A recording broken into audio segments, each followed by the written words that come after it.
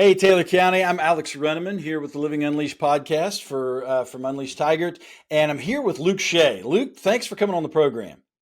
Hey, thanks for having me, Alex. Absolutely. Now we could talk about a lot of things, but the reason we brought you on today, and I do want to note, you are remote, so you're not in Grafton. You're down in Texas. We'll talk about that in a minute. But you're at an Air Force base, so there may be planes going by, and that's all well and cool. And I want to get into your history of what took you away from Grafton, and I think that pretty much is where we can start. So why don't you tell us? So you're a Grafton native. You're now in Texas. Give us a little bit of your backstory. What pulled you out of Grafton? Yeah, okay, so I'll start off. For those that don't know me, my name is Luke Shay. I grew up in Grafton on the west side, right next to the National Cemetery. Graduated Grafton High School in the class of 1999, and I'm currently serving as a Chief Master Sergeant in the United States Air Force as a safety professional stationed in Randolph Air Force Base in San Antonio, Texas.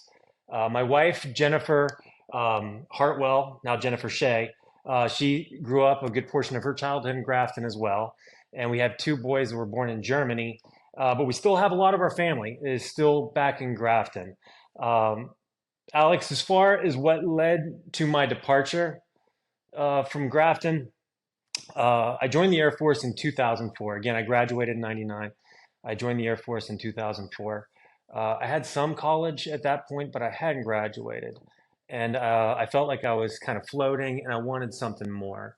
My brother was a Korean linguist in the Air Force and he was doing really well. And I thought, hey, let's give this a shot. This might be good for me.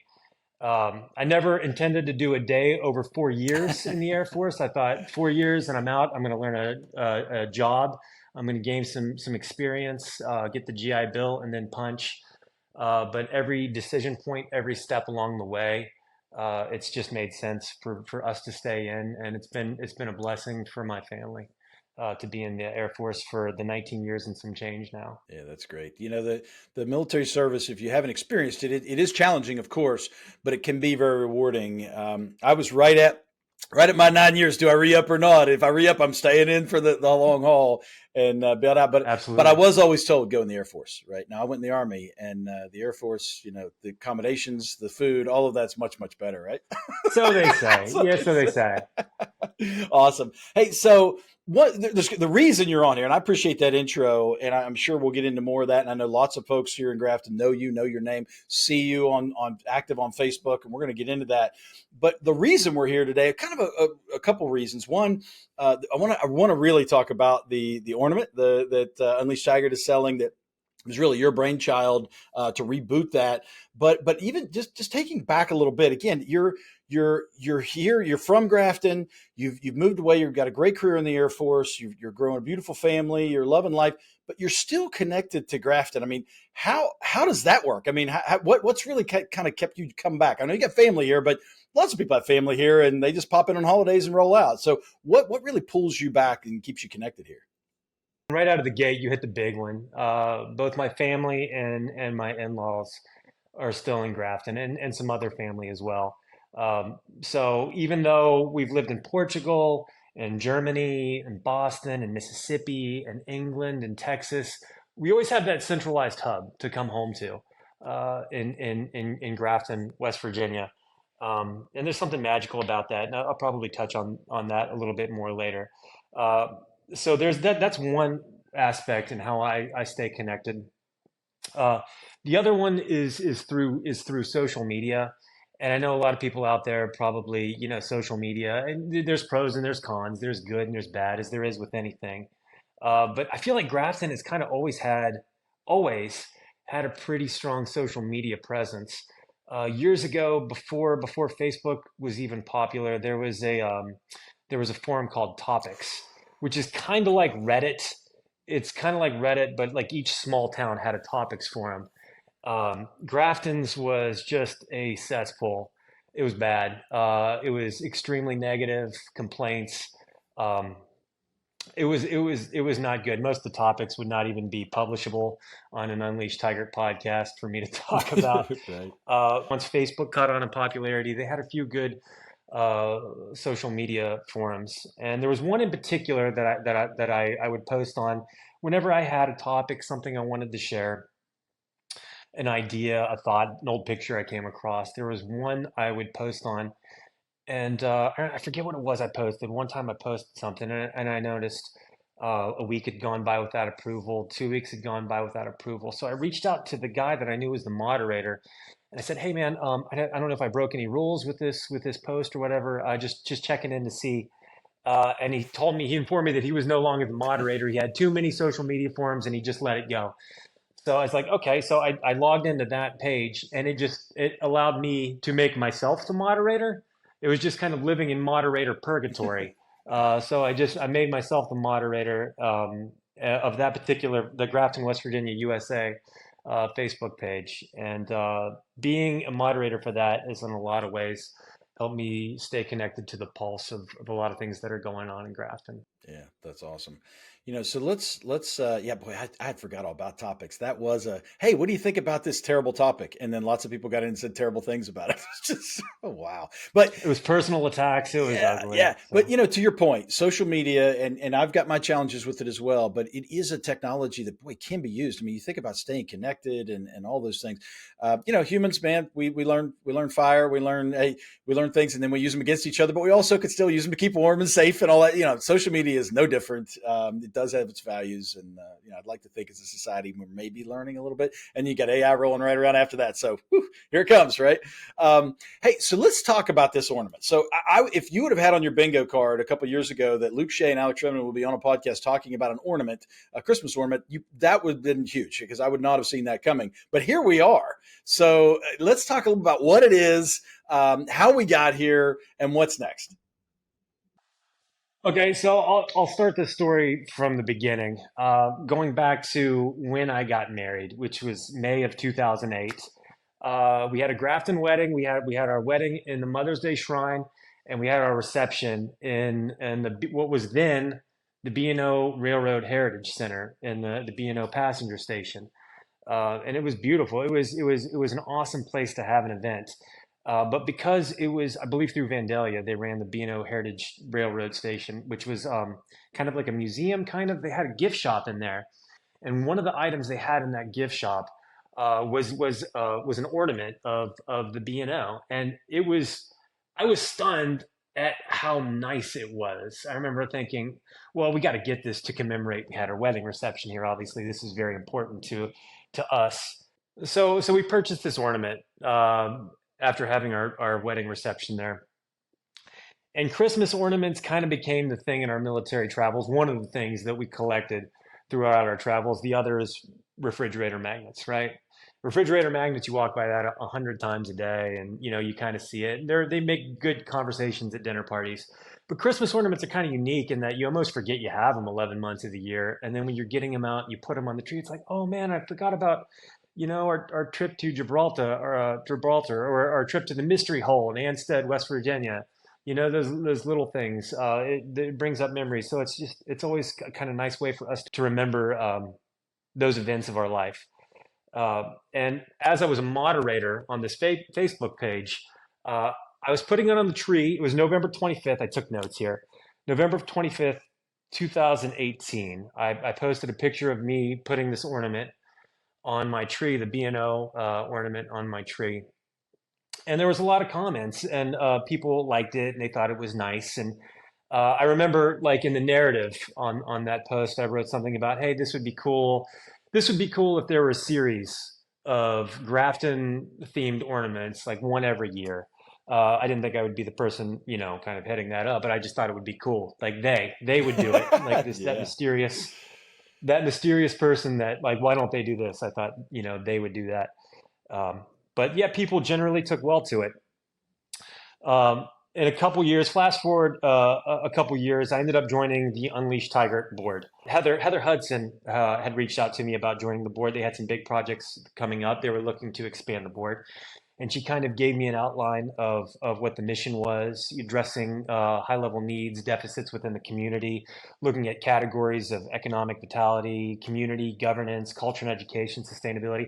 And these are all things that really resonated with me. I thought it was beautiful, and I wanted to be a part of that.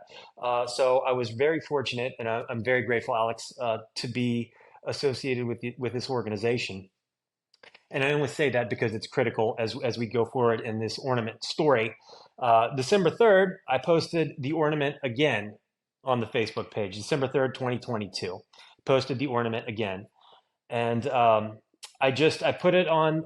This time I didn't write anything about a series of ornaments. I just wrote putting my favorite ornament on the tree, I think. And all of a sudden, the comments just started flooding in. Where did you get that? Where can I buy one of these? I love this. Where can I get one like this? I would like a couple.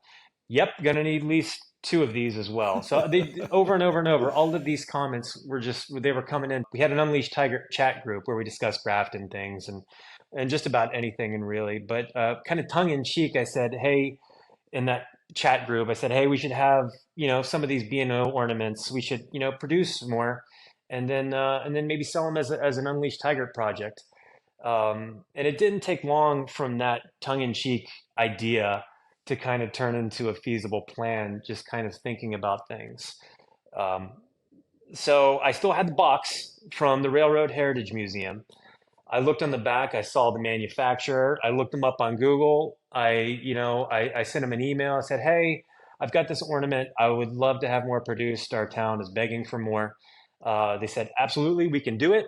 And they were even willing to change the name since the Railroad Heritage Center is now defunct.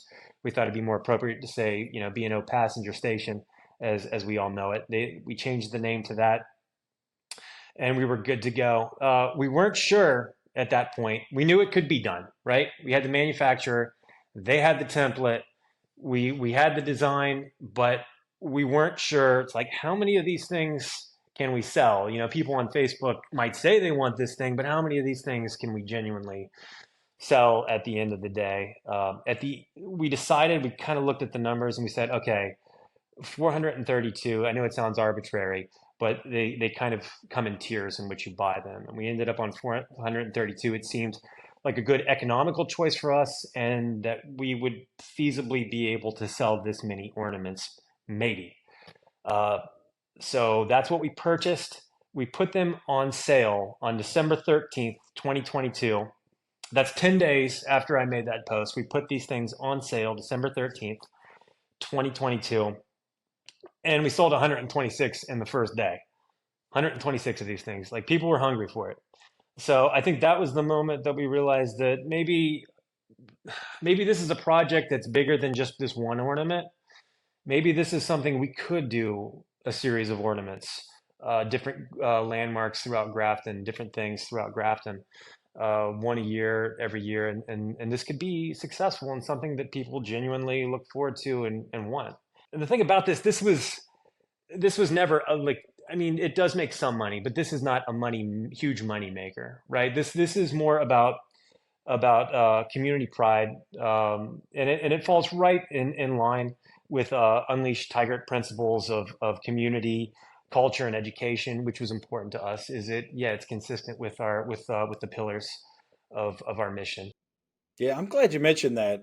I mean, I think earlier, you mentioned like they, Unleashed Tiger. We tried to find we are they when it matches right with our principles, and there's lots of theys that just float out there and doesn't get done because of it's just not there's not an organization step up or it doesn't align with the priorities of that organization, and so yeah, this was a perfect opportunity where you and we became they, and it's fantastic, and it's great that whole start with the train station with the depot because I mean Grafton at one point I don't know, I mean there was a ton of passenger trains rolling through Grafton maybe around the turn of the century, or I don't know how many, but there was a bunch. And I mean, if you're not from Grafton, obviously you will quickly learn there's a lot of railroad history here. We have the Spirit of Grafton celebration every year. When I was a kid, it was Railroad Heritage Festival. I don't know when that stuff kind of started back again. I mean, that stopped for a while, but I mean, it's this is a great place to start.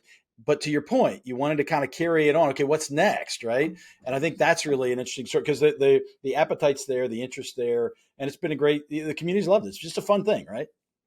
Yeah, yeah, absolutely. And the proceeds from this project, they've gone to fund some pre-development for some community projects, such as the somewhat publicized now the Hazel Atlas property, as well as the Manus refurbishment Two more project. they projects. Somebody needs to do Two this. more two more day projects that we've kind of been able to kind of help out move the ball a little bit. Yeah, awesome. That's great. So what's next in the ornament parade, if you will?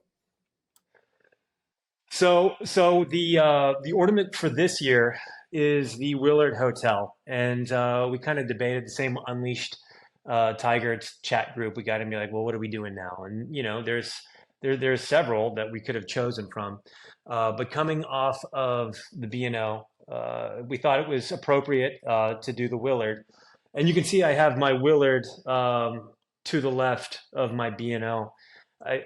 I imagine that's how everyone will put these two ornaments on their Christmas tree, is one right Have next to to, the right? other in the prescribed fashion.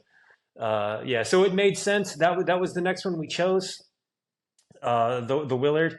Those ones are still on sale at unleashtiger.org. You can still purchase those, and I'll put a link down in the comments. But those are still available for purchase for delivery. The Willard Hotel, and the design really turned out beautiful on that ornament. Yeah, and if you're local at the Cookies New and Used at the old taxi stand, she's got them there too, right? Correct. Yeah, the Willard ornaments are available there. The B&O, we are running low. Last I checked, we were under 25 total Oh wow. available of the 432 that we started out with. So if you're wanting one of the B&O ornaments, head to Cookies probably as quickly as possible. Yeah. Scoop one of those up. That's awesome. This is there's lots of things I love about this, obviously, but I do love that it's been a way for folks. I've often said, West Virginia, and certainly our region, our Grafton's no different. The only thing we export, almost as much as coal is our people, and so we have people everywhere, and that's why there's always a West Virginia connection. You travel somewhere, there's somebody who knows somebody, or their grandparents were there, or their parents are from there, or whatever, because we have put our people out everywhere. But this is a great way to connect people and really keep the community. I know it sounds like I'm blowing something way out of proportion, but it's just neat. It's neat to be able to connect folks who aren't here, but still have those great memories and can actually connect here in that real time way. It's pretty magical. Yeah, I agree 100%. And a good portion of the orders we had online came from Graftonians that were, out of state, out of the city. And for me, it was a way. I put it on my tree and like, that's home. I like in addition to all the other ornaments I was putting on the tree from all around the globe, it made me feel like I was putting part of home on my tree, which was just a good feeling. Yeah, that's awesome. I want to dig a little deeper into that, and we talked about it before. You're staying active. I appreciate your engagement and work at Unleash, and certainly a lot of the fun we have on social media and all that goes out there. But to other folks who might be listening to this who are expatriates themselves and want to stay connected, what thoughts do you have for them? What advice? And not that you're the holder of all things expatriate from Grafton, but you've found a way to connect, gain value from the community, stay connected, but also return value, and that's pretty magical. You got any thoughts or advice or ideas for anyone? So a good place to start again is social media. And I will say it's been a blessing for me to stay in touch. 30 years ago, this would not have been possible. I would have just lived in England, and I would have focused on things around there. I just would have lived in Texas, or I would have lived in Mississippi, and focused on things around my local community. But with technology as it is these days, I can do that, but I can stay in touch with my hometown. I love watching the Unleashed Tiger. Even before I was a member of the board, I loved talking with the candidates for the local elections. That was something I always, because I still vote absentee, and hearing the candidates speak. It was always I got a lot of information, not just on what their stances were, but what their vision was, and some of the problems that the community was facing. It was a really good opportunity to tune into that. Cool. And then when I look at other things, and I'm going to point out one thing specifically here, um, on Front Street, when they put that sidewalk in on Front Street, right? That might not seem like a massive project, right? They put a sidewalk down a strip of grass, right? That was massive. I think for the community, what it did in creating the Three Bridges loop, I think that's such a good segue into really focusing on, as a community, uh, health and fitness. You see people all the time that are out. They're walking on this. They're exercising on this. It provides more accessibility into town. And it was just that was a huge thing. And the reason I knew about that is because I was tethered in through some of these social media groups that where they were talking about this, and it helps when something like that helps. It generates positive reinforcement. These are some of the positive things that are happening, and it generates more ideas. These are other things that, and not it's not always they at that point. These are other things that we can do, that we can do as a community to help build and improve this community for everyone. So just staying tethered in through social media is is uh, is is pretty awesome. Being a member of Unleashed Tiger has also been a huge blessing for me. Again, we talked about one of the things we focus on is addressing high level needs, deficits within the community, and that's just something that I feel like that resonates well with me. It resonates with a lot of people, and the fact that I have an opportunity um, to be a part of that organization is a real blessing for me. Yeah. So thank you for that, Hey, Alex. that's awesome, and thank you. I'll tell you, we all have big ideas of big things need done, and big things need done, and they do need done. But those small things, an ornament, a sidewalk. Now, the sidewalk's a big thing. I mean, they love it, but an ornament, a sidewalk, there's work always involved. But those are not things you would necessarily think. But sometimes it just has a little bit of magic that helps. And so, yeah, if you're out there, you're listening, and you've got ideas, you want to help, you want to be connected. Yeah, there's lots of ways. Social media, certainly reach out. I mean, we're at Unleash. After seeing this ornament thing again, and seeing it, like the engagement, I've got some other ideas. We want to talk more about how we can and maybe leverage expatriates who are interested in giving back. I mean, I go right to kids. I go right to kids when I think about the messaging that we get in Appalachia and in West Virginia and in Grafton, the messaging that our kids receive. You've got real problems, opioid epidemic, you've got poverty, you've got health issues, you've got all the things that are real.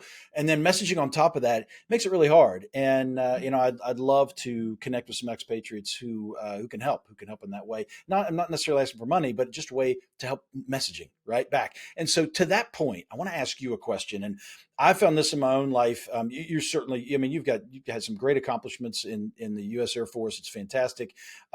But I will guarantee, I used to be apologetic somewhat when I was from West Virginia, and I'd be out out selling or out in the world, and people say, "Oh, you're from West Virginia." I'm like, "Hey, it's a great place to raise kids. It's beautiful. And that's all true." But what I found out, it's been several years ago now. Actually, the things that were instilled in me as a kid in this little mountain town are my superpowers. That I have advantages in the market when I'm competing with others in business or elsewhere because of what some of the guys when I was shooting pulled down at the VFW, some of the old World War II veterans taught me about life, right? Some of those things maybe mom and dad wouldn't want me to know, but or the guys out in Knoxville, or just all the things that folks growing up in this town taught me that have given me advantages to compete in the world. I'd love to hear from you, just even with just one, something that really kind of has stuck with you and allowed you to be successful or helped you. Yeah, man, I could go on and on about this. Honestly, I could. All right, so I'll start, and I'll get into, I guess, maybe not superpower, but some of the values that were instilled. But I think I want to start off by talking about what community means. And for some folks, if you look at the first definition in Merriam-Webster, it might be, the people whom you live close to, right? But an alternate definition is a feeling of fellowship with others as a result of sharing common attitudes, interests, and goals. And I feel like that is me. That's when I look at Grafton. Let's just look at their two biggest holidays, Alex. You start off with Mother's Day, right? The value of motherhood. A community that embraces that and celebrates it. That's awesome. And then when you look at Memorial Day, the way our city goes all out to recognize those that have paid the ultimate sacrifice. Um, that's a community I want to be involved with. And it's not just that. If you remember Command Sergeant Major, Tim Bolliard, when he paid the ultimate sacrifice, the community,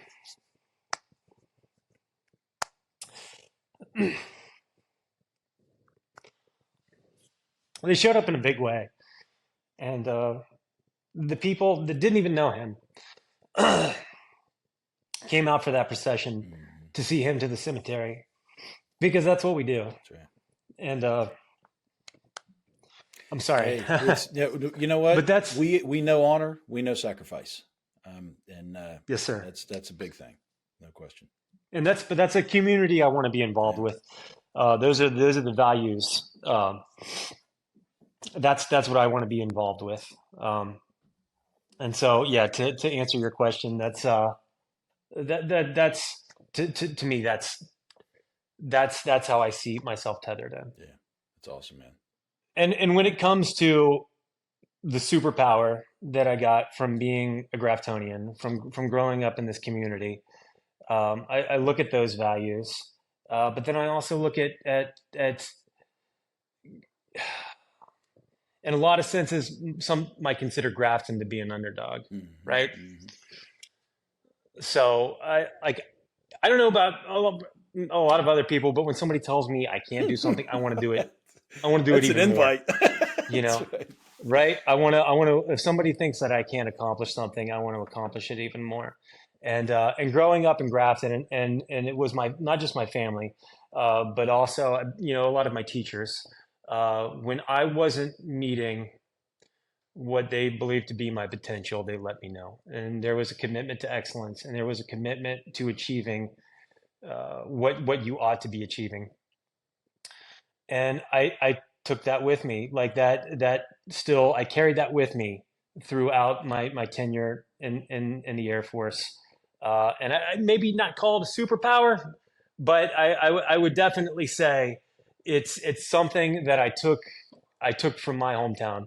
That in addition to the values, the honoring motherhood, the honoring those that have paid the ultimate sacrifice, that commitment to excellence, even if you're the underdog. So that's definitely that stayed with me as well. I love it. That's so great, Luke. Thank you again. Thank you for everything. Again, for folks that are listening, we'll provide a link when this is shared. But how to get the ornament. There's a survey out there for ideas for the next ornament. We'll keep that interaction going. But again, Luke, thank you. I appreciate everything, and we'll look forward to seeing what comes next here. Yes, sir. Thank you, All right, Alex. thanks. Everyone, thank you for listening. We'll be back with more episodes soon. And we're going to bring on, we're starting to do some fact checking on this. So, here in just a bit, we'll bring on somebody to do some fact checking for us. So, thanks, everyone. Hey, everyone. I'm going to call in JD Davis. He's kind of a local legend around here. He's really tied into what's going on in Grafton and understands a lot about historically what's been around here and why and all those things. And I'm going to call him in, just finishing the podcast with Luke. Maybe JD has some wisdom for us or some any kind of corrections or anything like that. So let's give him a buzz, see if he's available, and see if we can bring him on here.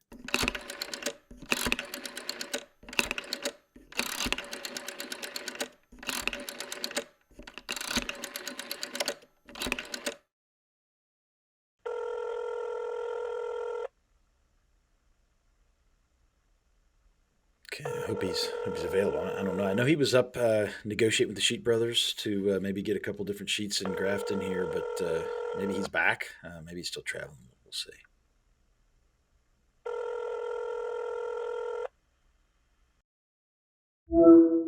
Hello? Hey, JD, it's Alex Renneman with Unleashed Tiger. How you doing, man? Oh man, can't complain, man. I'm out here down on Riverside Drive with my duck blind there beside the old bridge. The pillar's still up, hunting the Grafton monster, man. What do you Hunt, think? hunting the Grafton monster? Yeah, man. I've been out here about 3 days straight now. Holy smokes! Well, man, I could let you go. I was just calling you about the podcast I was Nah, doing with Luke. I no. thought you might have some tips for us or some data that maybe we got wrong or anything like that. Well, I did watch a little bit tidbit of it, and Luke was a little bit off on some stuff, but the Spirit of Grafton was first actually in 2006, but it was supposed to Oh, just celebrate the Grafton's 150th birthday, and he got a little right. mixed up. You know how it is. You know how Luke is sometimes. We draw him pictures. Just don't tell him that, okay? Actually, the event was such a success that it actually became the Spirit of Grafton now, man. Oh, that's right. Yeah, Awesome.